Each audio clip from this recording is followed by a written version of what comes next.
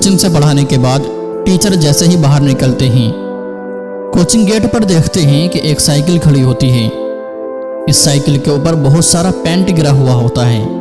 ऐसा मानो कि जैसे कि किसी ये पेंटर की साइकिल है। टीचर साइकिल की ओर देख रहे होते हैं कि आखिर हमारी इस संस्था के अंदर ऐसा कौन सा बच्चा है जो ऐसी साइकिल से आता है।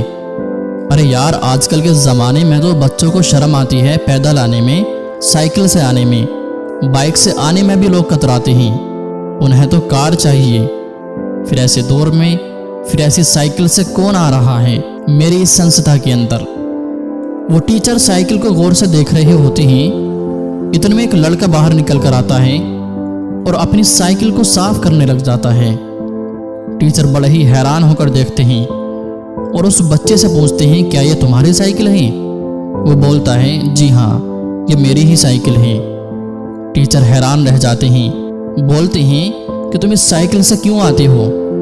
क्या तुम्हारे घर की इतनी हालत ख़राब है कि तुम्हें साइकिल से आना पड़ता है? साइकिल से तो ठीक है, पर इस पर पेंट क्यों लगा हुआ है? लड़का बोलता है, एक्चुअली मेरे माँ बाप नहीं हैं। मैं अपने अंकल के घर पर रहता हूँ और खाली टाइम में उनके साथ काम करता हूँ। यानी कि मैं एक कारपेंटर भी हूँ और मैं पेंटिंग का काम किया करता हूँ, जिससे कुछ पैसे कमाकर मैं अपने अंकल को दे देता हूँ और आपकी फीस भी निकल जाती है उसी कमाई में, और मैं अपने घर का खर्चा भी चला लेता हूँ। टीचर ये बात सुनकर हैरान रह गए। वो अपनी शानुभूति दिखाने लगे।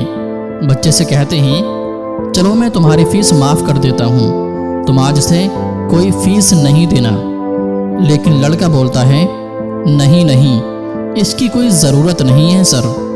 मुझे खुशी होती है, पता नहीं क्यों आपकी फ़ीस भी दे देता हूँ और यही चीज़ मेरा मनोबल बढ़ाती है। अगर आप फीस नहीं लोगे तो हो सकता है मैं कमाना भी छोड़ दूँ, क्योंकि मुझे फ्री में मिल रही है ना। फिर मेरा पढ़ने में दिलचस्पी भी ख़त्म होती चली जाएगी।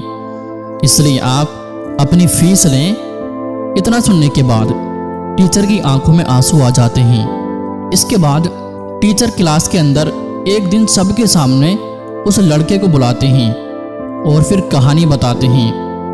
और टीचर बोलते हैं कि कुछ दिन पहले मैंने अपनी ज़िंदगी से एक बहुत ही कीमती बात सीखी है कि तुम गरीब हो, तुम्हारे पास सुख सुविधाएं नहीं हैं और तुम्हें सच में पढ़ना है ना, तुम्हारे अंदर पढ़ने की आग है, तो प्रॉब्लम्स बहुत बड़ी चीज़ नहीं है कि तुम्हारे रास्ते की कभी रुकावट बन ही नहीं सकती।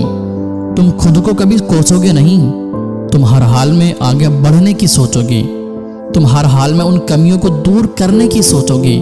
तुम्हारे पास कौन सी सुख सुविधाएं नहीं हैं, इनका ख्याल तुम्हारे दिमाग में कभी आ ही नहीं सकता। तुम्हारे दिमाग में ये आएगा कि तुम्हारे पास क्या क्या अपॉर्चुनिटी हैं। ज़िंदगी में दुख भी ज़रूरी हैं, ये दुख हमेशा आपको मजबूत बनाते हैं। कम उम्र में मिला हुआ सुख इंसान को हमेशा बर्बाद कर देता है, लेकिन कम उम्र में मिला हुआ दुख इंसान को जिंदगी जीने का सही मतलब भी बता देता है। किसी ने बड़े कमाल की लाइन लिखी है, सफलता मिले या ना मिले ये तो मुकद्दर की बात है।